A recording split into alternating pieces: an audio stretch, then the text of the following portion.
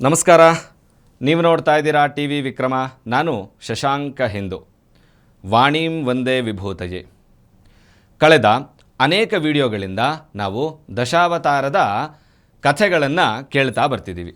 ಹಿಂದಿನ ವಿಡಿಯೋದಲ್ಲಿ ನಾವು ವಿಷ್ಣುವಿನ 5ನೇ ಅವತಾರವಾದಂತಹ ವಾಮನಾವತಾರದ ಬಗ್ಗೆ ಕಥೆಯನ್ನು ಕೇಳಿದ್ದೀವಿ. ಈ ವಿಡಿಯೋದಲ್ಲಿ ವಿಷ್ಣುವಿನ 6ನೇ ಅವತಾರವಾದಂತಹ ಪರಶುರಾಮರ ಕಥೆಯನ್ನು ಕೇಳ್ತಾ ಹೋಗೋಣ. ಪರಶುರಾಮರ ವ್ಯಕ್ತಿತ್ವವನ್ನು ತಿಳಿಸುವಂತಹ ಒಂದು ಶ್ಲೋಕ ಹೀಗಿದೆ: ಅಗ್ರತಶ್ಚತುರೋ ವೇದಾಃ ಪೃಷ್ಠತಃ ಸಶರಂ ಧನುಃ ಇದಂ ಬ್ರಾಹ್ಮಂ ಇದಂ ಕ್ಷಾತ್ರಂ ಶಾಪಾದಪಿ ಶರಾದಪಿ ಅಂತ ಹೇಳಿದ್ರೆ, ಮುಂದುಗಡೆಯಿಂದ ನೋಡಿದ್ರೆ ಅಗ್ರತಃ ಚತುರೋ ವೇದಾಃ 4 ವೇದಗಳನ್ನು ಕಲಿತಿರುವಂತಹ ಬ್ರಾಹ್ಮಣ, ಹಿಂದುಗಡೆಯಿಂದ ನೋಡಿದ್ರೆ ಪೃಷ್ಠತಃ ಸಶರಂ ಧನುಃ ಅಂದರೆ ಬಿಲ್ಲು ಬಾಣಗಳಿಂದ ಕೂಡಿರುವಂತಹ, ಅಂದರೆ ಆಯುಧಗಳನ್ನು ಹಿಡಿದಿರುವಂತಹ ಕ್ಷತ್ರಿಯನ ಹಾಗೆಯೂ ಕಾಣುವಂತಹ, ಮತ್ತು ಮುಂದೆಯಿಂದ ಬ್ರಾಹ್ಮಣನು ಹಿಂದೆಯಿಂದ ಕ್ಷತ್ರಿಯನು ಅಂತ ಹೇಳಿದ್ರೆ ಬ್ರಹ್ಮ ವರ್ಚಸ್ಸನ್ನೂ ಹೊಂದಿರುವಂಥವನು, ಹಾಗೆ ಕ್ಷಾತ್ರ ತೇಜಸ್ಸನ್ನೂ ಹೊಂದಿರುವಂಥವನು. ಶಾಪಾದಪಿ ಶರಾದಪಿ, ಕೊಲ್ಲುವಂತಹದ್ದು ಶಾಪದಿಂದಾದರೂ ಆಗಬಹುದು, ಅಂದರೆ ಮಂತ್ರಶಕ್ತಿಯಿಂದಾದರೂ ಆಗಬಹುದು, ಅಥವಾ ಶರಾದಪಿ ಆಯುಧ ಪ್ರಯೋಗದಿಂದಾದರೂ ಆಗಬಹುದು. ಈ ರೀತಿಯಾದಂತಹ 2 ಲಕ್ಷಣಗಳನ್ನು ಹೊಂದಿರುವಂಥವನು ಪರಶುರಾಮ ಅಂಥೇಳಿ ಪರಶುರಾಮರ ವ್ಯಕ್ತಿತ್ವವನ್ನು ಈ ಶ್ಲೋಕ ನಮಗೆ ತಿಳಿಸುತ್ತೆ. ಪರಶುರಾಮರು ಜಮದಗ್ನಿ ಮತ್ತು ರೇಣುಕಾದೇವಿಯವರ ಮಗ.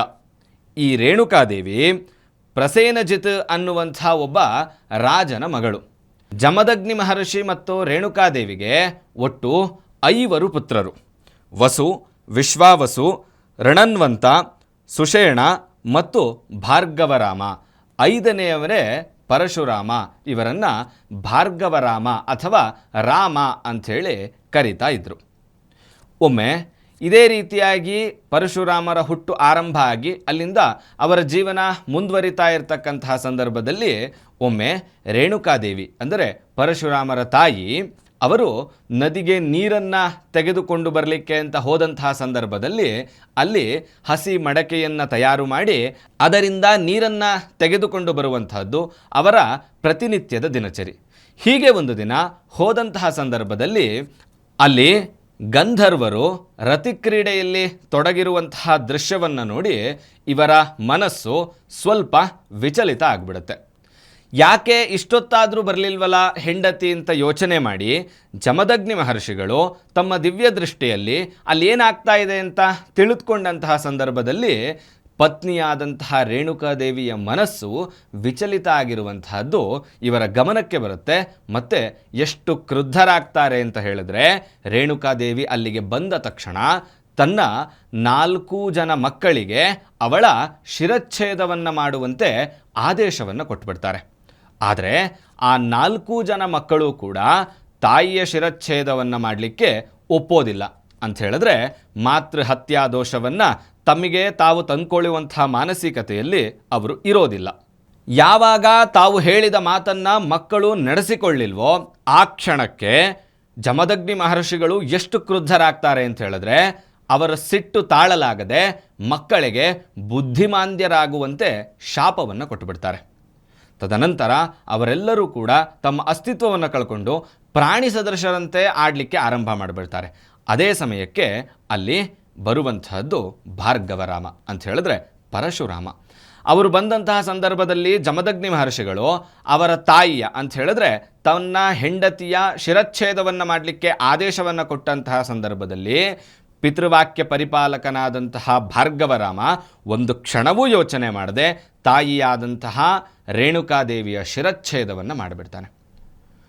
ಈ ಕೆಲಸದಿಂದ ಖುಷಿಯಾದಂತಹ ಜಮದಗ್ನಿ ಮಹರ್ಷಿಗಳು ಭಾರ್ಗವರಾಮನಿಗೆ 3 ವರವನ್ನು ಕೇಳುವಂತೆ ಹೇಳ್ತಾರೆ. ಆಗ ಭಾರ್ಗವರಾಮರು ಮೊದಲನೆಯ ವರವಾಗಿ ತಾಯಿ ಬದುಕಿ ಬರಬೇಕು ಮತ್ತು ಮಾತೃಹತ್ಯಾ ದೋಷ ನನ್ನನ್ನು ಕಾಡದೇ ಇರುವಂತೆ ಮೊದಲನೆಯ ವರವನ್ನು ಕೇಳ್ತಾರೆ. ಹಾಗೆ 2ನೇ ವರವನ್ನು ಅಣ್ಣಂದಿರಿಗೆ ಕೊಟ್ಟಿರುವಂತಹ ಶಾಪವನ್ನು ವಾಪಸ್ ತೆಗೆದುಕೊಳ್ಳುವಂತೆ ತಂದೆಗೆ ಹೇಳ್ತಾರೆ.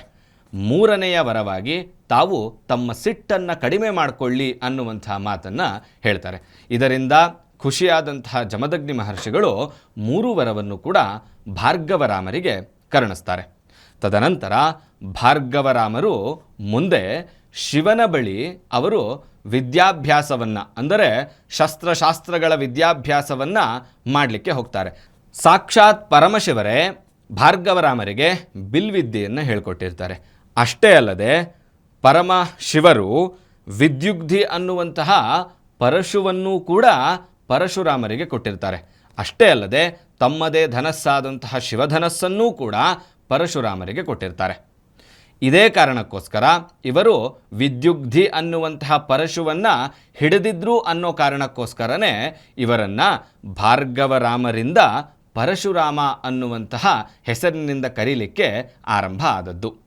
ಯಾವಾಗ ಭಾರ್ಗವರಾಮರು ಅಂದರೆ ಪರಶುರಾಮರು ತಪಸ್ಸಿಗೆ ಹೋಗಿ ಬಿಲ್ವಿದ್ಯೆಯನ್ನು ಕಲೀಲಿಕ್ಕೆ ಹೋದಂತಹ ಸಂದರ್ಭದಲ್ಲಿ ಇತ್ತ ಕಾರ್ತ್ಯವೀರಾರ್ಜುನ ಅನ್ನುವಂತಹ ಒಬ್ಬ 1000 ಬಾಹುಗಳನ್ನುಳ್ಳಂತಹ ರಾಜ ಒಬ್ಬ ಜಮದಗ್ನಿ ಮಹರ್ಷಿಗಳ ಆಶ್ರಮದಲ್ಲಿರುವಂತಹ ಒಂದು ಯಜ್ಞಧೇನುವನ್ನು, ಅಂದರೆ ಹೋಮದ ಹಸುವನ್ನು, ಸುರಭಿ ಅನ್ನುವಂತಹ ಹಸುವನ್ನು ನೋಡಿ ಇಷ್ಟಪಟ್ಟು ಅದನ್ನು ನನಗೆ ಕೊಡುವಂತೆ ಕೇಳ್ತಾನೆ.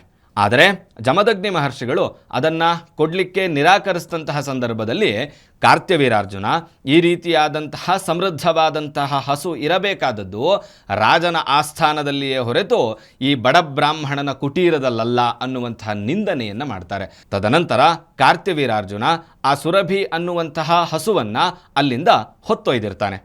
ತದನಂತರ ಪರಶುರಾಮರು ಬಂದಂತಹ ಸಂದರ್ಭದಲ್ಲಿ ಜಮದಗ್ನಿ ಮಹರ್ಷಿಗಳು ಆದದ್ದೆಲ್ಲವನ್ನೂ ಕೂಡ ಅವರಿಗೆ ವಿವರಿಸಿದಂತಹ ಸಂದರ್ಭದಲ್ಲಿ ಪರಶುರಾಮರು ಕ್ರುದ್ಧರಾಗಿ ಕಾರ್ತ್ಯವೀರಾರ್ಜುನನ ಸಾಮ್ರಾಜ್ಯಕ್ಕೆ ನುಗ್ಗಿ ಅಲ್ಲಿ ಕಾರ್ತ್ಯವೀರಾರ್ಜುನನನ್ನು ಕೊಂದು ಸುರಭಿ ಹಸುವನ್ನು ತನ್ನ ಆಶ್ರಮಕ್ಕೆ ತೆಗೆದುಕೊಂಡು ಬಂದು ಅದನ್ನು ಜಮದಗ್ನಿ ಮಹರ್ಷಿಗಳಿಗೆ ಒಪ್ಪಿಸಿರ್ತಾರೆ. ತದನಂತರ ಅವರು ತಪಸ್ಸಿಗೆ ಹೋದಂತಹ ಸಂದರ್ಭದಲ್ಲಿ ಇತ್ತ ಕಾರ್ತ್ಯವೀರಾರ್ಜುನನ ಮಕ್ಕಳು ಬಂದು ಅವರುಗಳೆಲ್ಲರೂ ಸೇರಿ ಜಮದಗ್ನಿ ಮಹರ್ಷಿಗಳನ್ನು ಕೊಂದು ಹಾಕಿಬಿಡ್ತಾರೆ. ವಾಪಸ್ ಪರಶುರಾಮರು ಬಂದು ತಮ್ಮ ತಂದೆಯ ಮೃತದೇಹವನ್ನು ನೋಡಿದಂತಹ ಸಂದರ್ಭದಲ್ಲಿ ಅಲ್ಲಿ ಆಗಿದ್ದೆಲ್ಲವನ್ನೂ ಕೂಡ ಅರಿತುಕೊಂಡು ತಮ್ಮ ತಂದೆಯ ದೇಹದಲ್ಲಿರುವಂತಹ 21 ಗಾಯದ ನೆನಪಿಗಾಗಿ ಅವರು 21 ಬಾರಿ ಇಡೀ ಭೂಲೋಕವನ್ನು ಸುತ್ತಿ ಸಮಸ್ತ ಕ್ಷತ್ರಿಯ ಕುಲವನ್ನು ನಾಶ ಮಾಡ್ತೀನಿ, ಕ್ಷತ್ರಿಯರೆಲ್ಲರನ್ನೂ ಕೊಲ್ತೀನಿ ಅನ್ನುವಂತಹ ತೀರ್ಮಾನವನ್ನು ಮಾಡಿ 21 ಬಾರಿ ಭೂಲೋಕವನ್ನು ಸುತ್ತಿ ಸಮಸ್ತ ಕ್ಷತ್ರಿಯ ಕುಲವನ್ನು ನಾಶ ಮಾಡಿಬಿಡ್ತಾರೆ. ತದನಂತರ ಅವರು ಗೆದ್ದದ್ದೆಲ್ಲವನ್ನೂ ಕೊಡುವಂತಹದ್ದು ಮುಂದಿನ ಭಾಗ. ತದನಂತರ ಅವರು ತಪಸ್ಸನ್ನು ಮಾಡ್ತಾ ಇರ್ತಕ್ಕಂತಹ ಸಂದರ್ಭದಲ್ಲಿ ಜನಕನ ಆಸ್ಥಾನದಲ್ಲಿ ಯಾರೋ ಒಬ್ಬ ಶಿವಧನಸ್ಸನ್ನು ಮುರಿದಿದ್ದಾನೆ ಅನ್ನುವಂತಹ ವಿಚಾರವನ್ನು ತಿಳಿದು ಅವನು ಅವರೊಟ್ಟಿಗೆ ಯುದ್ಧ ಮಾಡಬೇಕು ಅನ್ನುವಂತಹ ತೀರ್ಮಾನವನ್ನು ಮಾಡಿ ಪರಶುರಾಮರು ಅತ್ತ ಬರ್ತಾ ಇರ್ತಾರೆ. ಆಗ ಅಲ್ಲಿ ಬಂದು ನೋಡಿದಂತಹ ಸಂದರ್ಭದಲ್ಲಿ ಅಲ್ಲೇ ಮುಂದೆ ನಿಂತಿದ್ದಂತಹದ್ದು ಬೇರಾರೂ ಅಲ್ಲ, ಸಾಕ್ಷಾತ್ ಶ್ರೀರಾಮಚಂದ್ರ. ರಾಮ ಸೀತೆಯ ಸ್ವಯಂವರಕ್ಕೆ ಬಂದು ಅಲ್ಲಿ ಶಿವಧನಸ್ಸನ್ನು ಮುರಿದಿರ್ತಾರೆ. ಆಗ ಇವರು ರಾಮನ ಮೇಲೆ ಕ್ರುದ್ಧರಾದಂತಹ ಸಂದರ್ಭದಲ್ಲಿ ಸ್ವತಃ ಶ್ರೀರಾಮರು ನಾನು ವಿಷ್ಣುವಿನ ಅವತಾರ, ಇಲ್ಲಿನ ಯುಗದ ಆರಂಭದಿಂದ ನಾನು ಇಲ್ಲಿ ಧರ್ಮ ಸಂಸ್ಥಾಪನೆಯ ಕೆಲಸವನ್ನು ಮಾಡ್ತೀನಿ ಅನ್ನುವಂತಹ ಮಾತನ್ನು ಹೇಳಿದಂತಹ ಸಂದರ್ಭದಲ್ಲಿ ಪರಶುರಾಮರಿಗೆ ಇದರಿಂದ ಸಮಾಧಾನ ಆಗುತ್ತೆ.